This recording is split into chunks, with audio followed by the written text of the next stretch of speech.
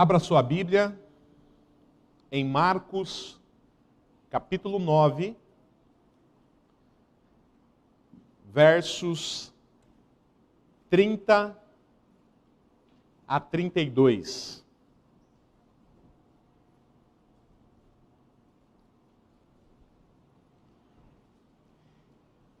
Evangelho de Marcos, capítulo 9, do verso 30 a 32. E eu peço que você que está aqui no templo, você que está em casa, mantenha esse texto aberto enquanto há a exposição da palavra do Senhor. Diz assim a palavra de Deus, irmãos: E tendo partido dali, passavam pela Galileia, e não queria que ninguém o soubesse, porque ensinava os seus discípulos e lhes dizia: O Filho do Homem será entregue nas mãos dos homens, e o matarão, mas 3 dias depois da sua morte ressuscitará. Eles, contudo, não compreendiam isto, e temiam interrogá-lo. Oremos mais uma vez. Santo Deus, nós estamos diante do teu trono de graça e misericórdia nesse momento, em nome de Cristo Jesus. E nós queremos te louvar e te bendizer por todas as bênçãos, ó Deus, que nós recebemos da parte do Senhor por meio de Jesus. Pela nossa família, pelo nosso trabalho, pela nossa saúde e, acima de tudo, pela salvação em Cristo Jesus. Como nós já lemos, como nós já cantamos, em Cristo Jesus nós podemos ter vida, e vida em abundância, e vida eterna, porque em Cristo os nossos pecados foram castigados. E nós te louvamos por essa grande bênção. E nós queremos, ó Pai, além de adorá-lo, pedir que em nome de Cristo Jesus, o teu Santo Espírito, ilumine a nossa mente e o nosso coração nessa hora, para que possamos ser alimentados pelo Senhor mesmo através das Escrituras Sagradas. Ó Deus, tem misericórdia de nós, tem misericórdia das tuas ovelhas e fala ao nosso coração para a glória do Senhor. Essa é a oração que fazemos em nome de Jesus. Amém. Queridos, os discípulos de Jesus receberam uma grande missão do próprio Cristo. Mateus, capítulo 28, verso 19 e 20, o Senhor Jesus Cristo diz o seguinte: Ide, portanto, fazei discípulos de todas as nações, batizando-os em nome do Pai, e do Filho, e do Espírito Santo, ensinando-os a guardar todas as coisas que vos tenho ordenado. E eis que estou convosco todos os dias, até a consumação do século. Então, nós vemos nesse texto que os discípulos de Jesus receberam a incumbência de fazer outros discípulos do Senhor Jesus, de todas as nações, batizando-os em nome do Pai, do Filho e do Espírito Santo. Então eles receberam essa incumbência de fazer outros discípulos. E para isso os discípulos precisavam ensinar a respeito de Jesus. Eles precisavam ensinar a respeito dos ensinamentos de Jesus, e isso de maneira fiel. O Senhor Jesus Cristo diz no versículo 20, ensinando-os a guardar todas as coisas que vos tenho ordenado. Os discípulos não tinham a liberdade de ensinar aquilo que eles queriam. Não.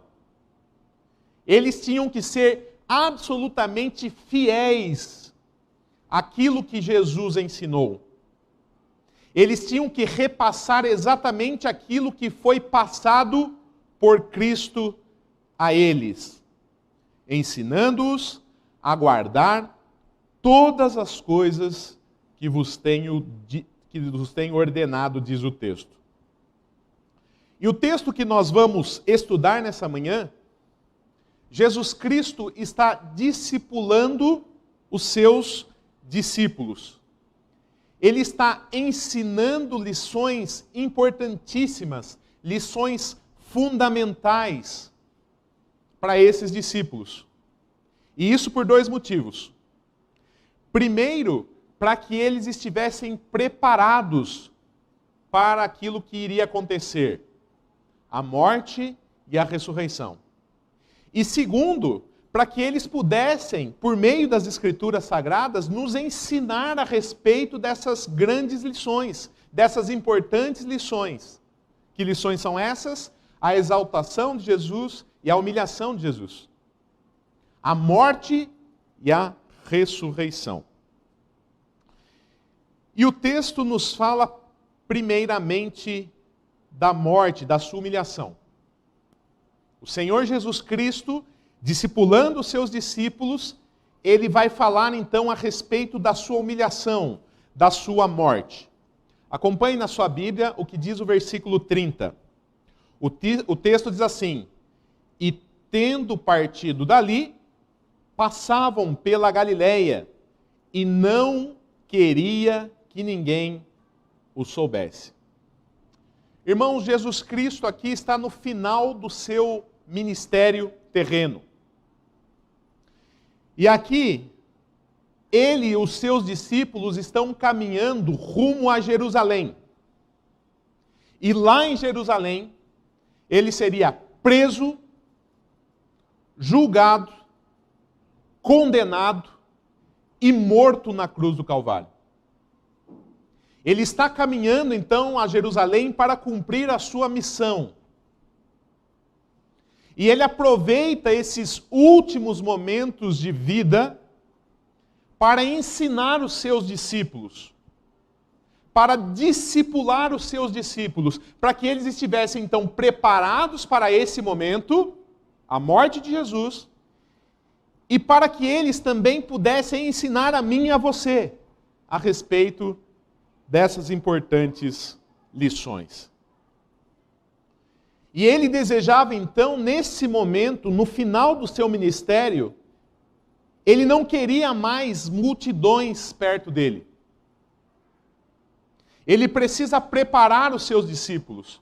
Ele precisa ensinar os seus discípulos. Para que depois os discípulos pudessem ensinar a mim, ao Luiz Semente e a você. Tanto é que o versículo 30 diz: e não queria que ninguém o soubesse. Jesus não queria mais a multidão perto dele nesse momento. Ele quer ter um tempo especial com os seus discípulos. Ele quer ensinar os seus discípulos. Ele quer reforçar ensinamentos importantes para que eles pudessem estar preparados e para que eles pudessem nos ensinar. E no versículo 31, o texto diz o seguinte, acompanhe aí. Porque ensinava os seus discípulos e lhes dizia: o Filho do Homem será entregue nas mãos dos homens e o matarão. Mas 3 dias depois da sua morte, ressuscitará. No versículo 31, irmãos, nós temos as 2 lições importantes que o Senhor Jesus Cristo, nesse momento de discipulado, queria passar aos seus apóstolos, aos seus discípulos. Ele está ensinando aqui a respeito da sua morte, e ele está ensinando também a respeito da sua ressurreição. E Jesus usa uma técnica aqui, que eu uso também, que eu gosto muito, os irmãos perceberam, que é a técnica da repetição. O Senhor Jesus usava essa técnica, e é por isso que eu uso essa técnica. Marcos, capítulo 8, versículo 31, diz assim: então, começou ele a ensinar-lhes que era necessário que o Filho do Homem sofresse muitas coisas, fosse rejeitado pelos anciãos, pelos principais sacerdotes e pelos escribas, fosse morto, e que depois de 3 dias ressuscitasse. O que o Senhor Jesus Cristo está ensinando no capítulo 8? Morte e ressurreição. E o que ele está ensinando no nosso texto? Capítulo 9, verso 31, morte e ressurreição. O verso 31 diz: porque ensinava aos seus discípulos e lhes dizia: o Filho do Homem será entregue nas mãos dos homens e o matarão, mas 3 dias depois de sua morte, ressuscitará. Então, no capítulo 8, o Senhor Jesus Cristo ensina sobre morte e ressurreição. No capítulo 9, o Senhor Jesus Cristo ensina sobre morte e ressurreição. E sabe o que ele ensina no capítulo 10? Morte e ressurreição. Capítulo 10, versículo 33 diz: eis que subimos para Jerusalém, e o Filho do Homem será entregue aos principais sacerdotes e aos escribas. Condená-lo-ão à morte e o entregarão aos gentios. Hão de escarnecê-lo, cuspir nele, açoitá-lo e matá-lo. Mas depois de 3 dias, ressuscitará. Repetição. O grande mestre, o grande pedagogo Jesus, ensinando essas lições fundamentais, usa o método da repetição. E primeiro ele vai ensinar a respeito da morte. Ele diz no verso 31, o Filho do Homem será entregue nas mãos dos homens e o matarão. Ele será entregue na mão dos homens e o matarão. E eu quero chamar a sua atenção para 3 detalhes nesse texto, nesse versículo. No versículo 31. Primeiro, o Senhor Jesus Cristo, ele usa a expressão aqui, Filho do Homem. Então ele usa essa expressão, Filho do Homem, para si mesmo. E isso é muito significativo, pois essa expressão está ligada a um governo universal. Essa expressão está ligada ao Messias, aquele que receberia poder de Deus para exercer um governo universal que jamais seria destruído. Quando se usava essa expressão, Filho do Homem, para um judeu, logo ele lembrava de Daniel 7, verso 13 e 14. E o que está escrito em Daniel 7, verso 13 e 14? Eu vou ler para os irmãos. Olha a visão de Daniel. Eu estava olhando nas minhas visões da noite, e eis que vinha com as nuvens do céu, um como Filho do Homem, e dirigiu ao ancião de dias, e fizeram chegar até ele. Verso 14. Foi-lhe dado domínio e glória e o reino, para que os povos, nações e homens de todas as línguas o servissem. Um governo universal. E o seu domínio é domínio eterno que não passará. E o seu reino jamais será destruído. Então o que Jesus Cristo está dizendo aqui é que Ele é o Filho do Homem. Ele é o Messias que foi profetizado por Daniel, capítulo 7, verso 13 e 14. Ele é o Messias. O segundo detalhe desse versículo é que o verso 30 diz o seguinte: o Filho do Homem será entregue. E por isso que a cabeça do judeu dava um tilt aqui nesse momento, né? Como assim? O Filho do Homem? O rei, aquele que receberia poder de Deus para reinar sobre tudo e sobre todos, aquele que o seu reino jamais seria destruído, será entregue. E a primeira pergunta que vem é: entregue por quem? Alguns comentaristas bíblicos entendem que Jesus está referindo-se aqui a Judas. Afinal, Jesus seria traído, seria entregue de fato por Judas, em troca de 30 moedas de prata.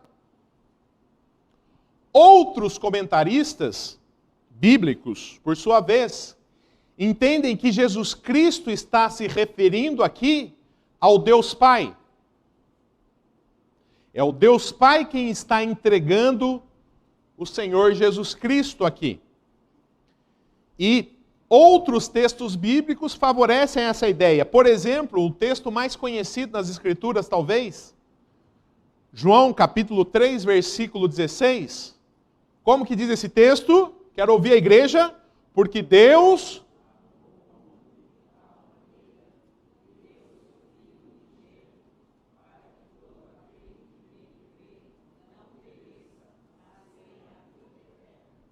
Porque Deus amou o mundo de tal maneira que deu, que entregou. Outro texto que corrobora com essa ideia está em Romanos 8,32. Aquele que não poupou o seu próprio filho, antes por todos nós o entregou. Então, quem entregou o Senhor Jesus? Foi o Deus Pai? Ou foi Judas? Irmãos, na minha opinião, ambas as alternativas estão corretas. De fato, Judas, por conta da maldade do seu coração, entregou o Senhor Jesus Cristo. Entregou o Senhor Jesus Cristo. Traiu o Senhor Jesus Cristo por conta de 30 moedas de prata. Mas isso estava dentro de um grande plano soberano de Deus. Nós temos a responsabilidade humana e nós temos a soberania de Deus aqui. Lucas, capítulo 22, verso 22, também mostra isso. Esse é um texto bastante interessante. O texto diz assim, Lucas 22, 22. Porque o Filho do Homem, na verdade, vai segundo o que está determinado. Então ele vai segundo o que está determinado. Determinado por quem? Por Deus. Mas olha no mesmo versículo, então nesse versículo, na primeira parte do versículo, nós temos a soberania de Deus. Mas olha a responsabilidade nesse mesmo versículo, a responsabilidade humana. Mas ai daquele por intermédio de quem ele está sendo traído. Então, nesse versículo, nós temos tanto a soberania de Deus, quanto a responsabilidade humana. Jesus vai ser traído porque Deus determinou isso. Mas ai daquele por qual Jesus será traído. Soberania de Deus e responsabilidade humana. Fato é, irmãos, que Jesus, o Filho do Homem, o Messias prometido, ele foi entregue. Entregue para quê? Terceiro detalhe, ele foi entregue para morrer. O versículo 30 diz, o Filho do Homem será entregue nas mãos dos homens e o matarão. Jesus aqui está predizendo a sua morte. Ele está dizendo que o Filho do Homem será morto. Mas por que isso? Porque era necessário que o Filho do Homem fosse morto.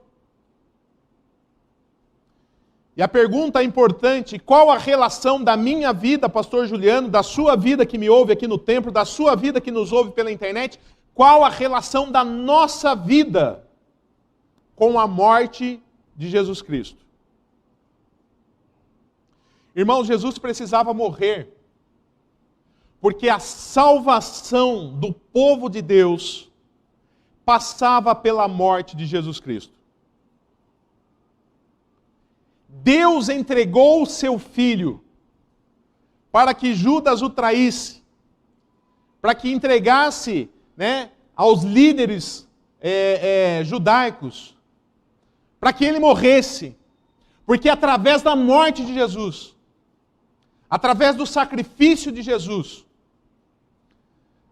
através da sua morte, o meu pecado e o seu pecado, você que tem fé única e exclusivamente em Cristo Jesus, pudesse ser expiada. É por meio do sacrifício de Jesus Cristo, irmãos, como nós já cantamos, como nós já lemos, que o meu pecado e o seu pecado, o pecado que é terrível, o pecado que causa um abismo entre o pecador e Deus, para que esse pecado fosse perdoado. Como eu sempre disse e digo, no Éden, o homem entrou em guerra contra Deus. O homem perdeu a comunhão com Deus. E essa amizade, esse laço é restaurado por meio do sacrifício de Jesus. Ele foi traspassado pelas nossas transgressões e moído pelas nossas iniquidades. O castigo que nos traz a paz, paz com quem? Paz com Deus, estava sobre ele. E pelas suas pisaduras fomos sarados.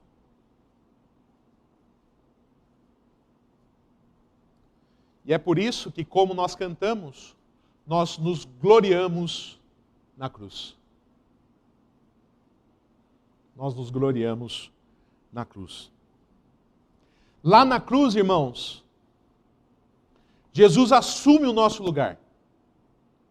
Ele nos substitui. Lá na cruz ele deixa de ser o Filho de Deus para se tornar o pior pecador da história, porque lá ele representava o Osni,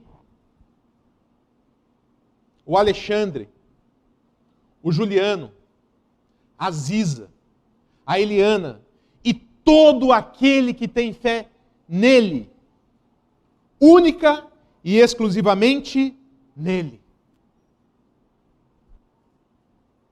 Ele é o Cordeiro de Deus que tira o pecado do mundo. Mas para que ele pudesse tirar o pecado do mundo, ele teve que morrer. E ele sabia disso. Ele não foi pego de surpresa. Ele fala antecipadamente tudo aquilo que ia acontecer.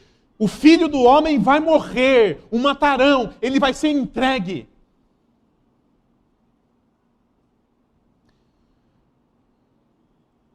Em João capítulo 10, versículo 11, o Senhor Jesus Cristo diz: eu sou o bom pastor. O bom pastor dá a vida pelas ovelhas. Mais adiante, no versículo 17 aí de João 10, ele diz: por isso o Pai me ama, porque eu dou a minha vida para reassumir. Ninguém a tira de mim. Pelo contrário, eu espontaneamente a dou. Tenho autoridade para entregar e também para reavê-la. Este mandamento recebi do meu Pai. O Filho do Homem, irmãos, foi entregue para ser morto, para que eu e você pudéssemos ter vida, vida em abundância, vida eterna com Deus.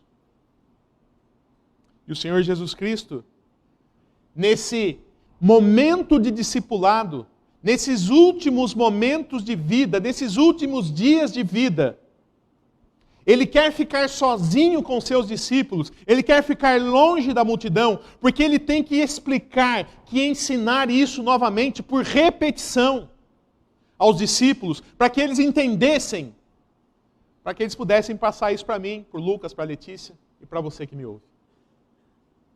Porque essa é uma lição extremamente importante. Mas o Senhor Jesus Cristo não fala apenas da sua morte. Ele fala da vitória sobre a morte. Ele fala também da ressurreição. O versículo 31 diz: porque ensinava os seus discípulos e lhes dizia: o Filho do Homem será entregue nas mãos dos homens e o matarão. Mas 3 dias depois da sua morte, ressuscitará. Então Jesus Cristo promete aqui, irmãos, que 3 dias após a sua morte, ele ressuscitaria. Ele venceria a morte. Ele tornaria a vida. E como Jesus Cristo não mente, porque ele é o Deus encarnado, isso realmente aconteceu. As mulheres viram isso. Pedro viu isso. Os discípulos viram isso. Mais de 500 irmãos viram o Senhor Jesus Cristo ressurreto. Tiago viu isso. Paulo viu isso. E João, já velhinho, lá na ilha de Pátimos, também viu isso. Aliás, o testemunho de João é esse, está lá em Apocalipse 1,17. Quando o vi, referindo-se aqui a Jesus Cristo, caí a seus pés como morto. Porém ele pôs sobre mim a mão direita, dizendo: não temas, eu sou o primeiro e o último, e aquele que vive. Estive morto, mas eis que estou vivo pelos séculos dos séculos, e tenho as chaves da morte e do inferno. Glórias a Deus. O Senhor Jesus Cristo venceu a morte. Ele ressuscitou. Ele está vivo.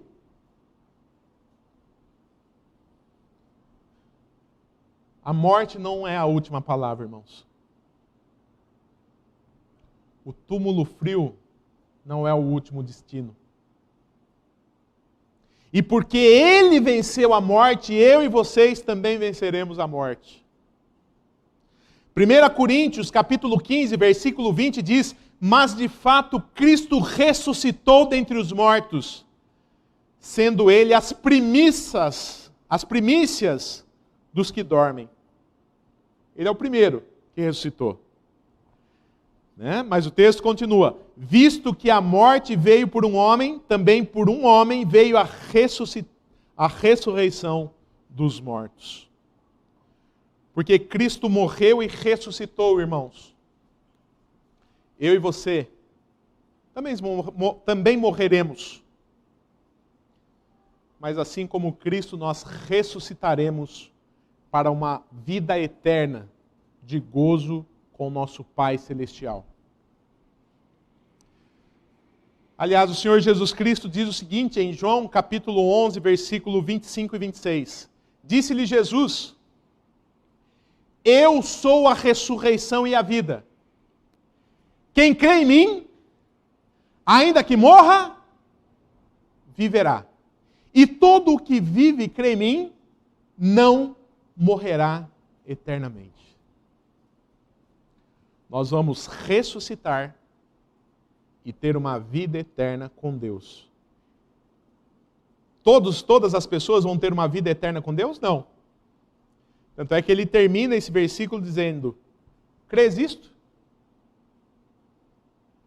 Essa vida eterna com Deus, essa ressurreição para passarmos a vida eterna com Deus, está vinculada à fé em Cristo Jesus. E a minha pergunta é a mesma de Jesus: crês isto? E nós que cremos, irmãos, nós temos uma viva esperança. Eu vou convidar vocês a abrir a palavra do Senhor na primeira carta a Tessalonicenses, capítulo 3, versículo 13 a 18. E eu vou encerrar com esse texto e com algumas aplicações para a nossa vida. Primeira carta de Paulo aos Tessalonicenses, capítulo 3, verso 13 a 18.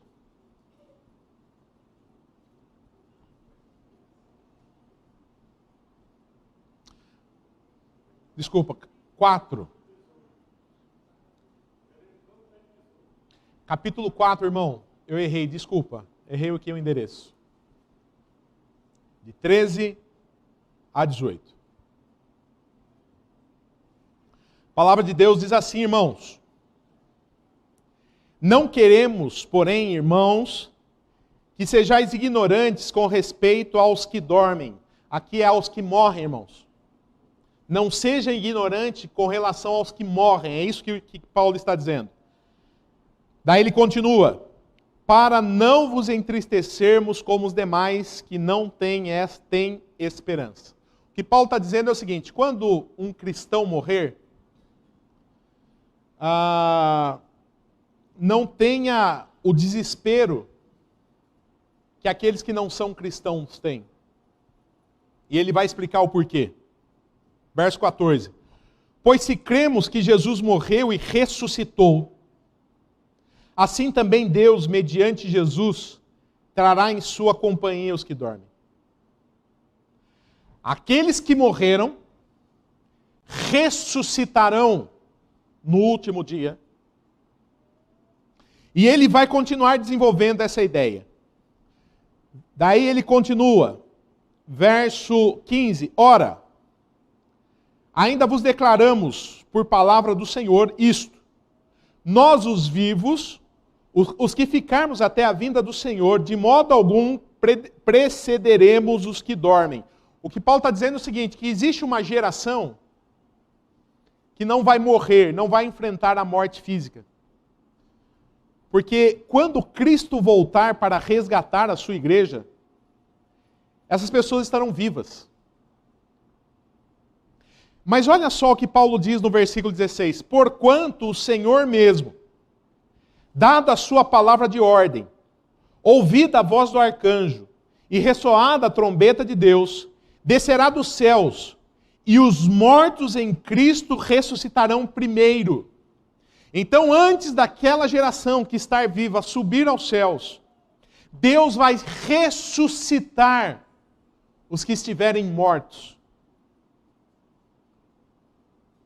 O corpo ressuscitará, e o homem que morreu tornará novamente a estar integral. Porque morte significa separação. O que é a morte física? É a separação entre o corpo e a alma. Então, nesse dia, na volta de Cristo, antes da geração que estiver viva ser restaurada, receber um novo corpo, ir para o céu, os mortos em Cristo ressuscitarão. É isso que Paulo está ensinando. Daí ele diz o seguinte, verso 17: depois nós, os vivos, os que ficarmos, seremos arrebatados juntamente com eles, entre as nuvens, para o encontro do Senhor nos ares, e assim estaremos para sempre com o Senhor. E ele termina com um conselho: consolai-vos, pois, uns aos outros com estas palavras. É isso que acontecerá conosco, irmãos. Porque Cristo morreu, porque Ele ressuscitou, porque Deus colocou fé no nosso coração para crer nele como o único e exclusivo Salvador. Quando Cristo voltar, nós ressuscitaremos. E nós estaremos com Ele num lugar onde não há choro, nem pranto, nem dor, porque as primeiras coisas passaram. E os discípulos, é óbvio que eles não entenderam essas lições. Eles esperavam um outro tipo de Messias. A ideia do Filho do Homem morrer não fazia sentido para eles. Tanto é que o texto diz, o versículo 32, eles, contudo, não compreendiam isto e temiam interrogá-lo. Eles não tiveram coragem de perguntar a Jesus, Jesus, ensina isso direito. Mas é importante, o que é importante, irmãos, é que o Senhor Jesus Cristo, nesse texto, ele nos ensina a respeito de duas lições fundamentais a respeito da sua missão: morte e ressurreição. E por que essas lições são importantes? Porque assim como os discípulos de antigamente tinham o dever de proclamar a Cristo Jesus, de evangelizar, de ensinar a respeito de Jesus, eu, pastor Juliano, você que me ouve aqui no templo e é verdadeiramente cristão, você que me ouve em casa e é verdadeiramente cristão, você tem o dever de ensinar a respeito de Jesus Cristo, de falar a respeito de Jesus Cristo, mas eu só posso falar aquilo que eu conheço. Eu só posso ensinar aquilo que eu sei. Eu só posso apresentar uma pessoa que eu tenho relacionamento, que eu conheço. O Senhor Jesus Cristo, ele nesse momento, ele quer ficar sozinho para conversar com seus discípulos.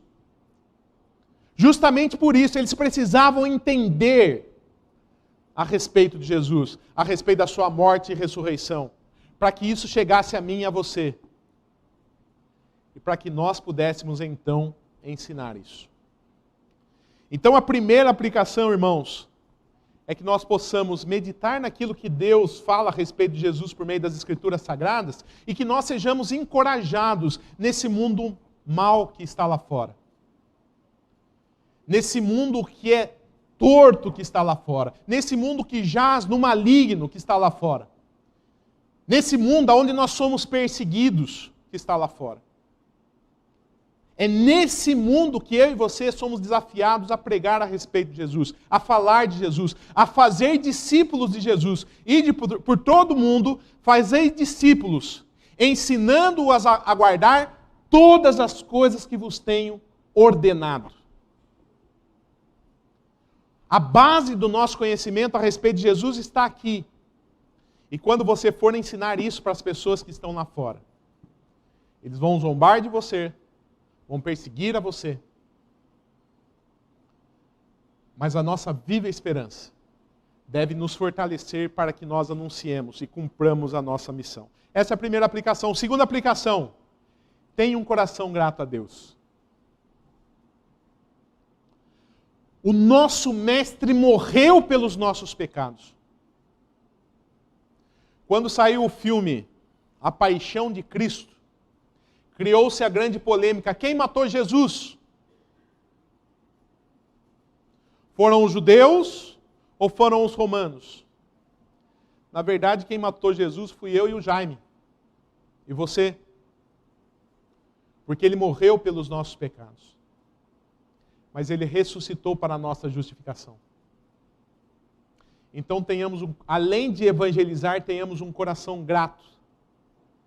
Porque nele nós temos salvação. Amém?